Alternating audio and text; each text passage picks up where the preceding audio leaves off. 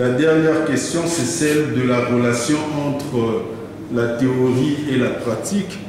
Il y a des scientifiques dans la salle. Toute pratique commence par une théorie, du moins commence par une idée. Donc d'aller à la pratique ou de théoriser une question sans la mettre en pratique ou d'aller à la pratique sans être passé par la théorie, les chemins seraient dans un sens comme dans l'autre hasardeux.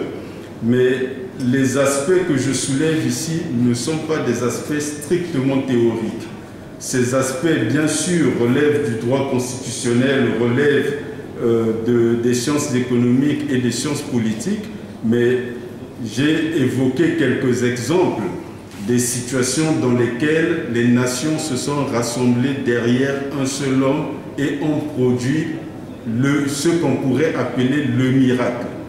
Et une nation qui est divisée peut faire des choses. Une nation qui a un chef qui n'exerce pas toute l'autorité du chef ou qui n'exerce pas les pleins pouvoirs peut accomplir des choses. Mais tout cela n'est pas comparable à ce que peut accomplir une nation unie derrière un chef. En sciences politiques, vous n'avez pas de meilleure formule pour obtenir les meilleurs résultats le plus rapidement possible que l'unité politique de la nation, le rassemblement derrière un chef. Cette formule a fait ses preuves sous d'autres cieux.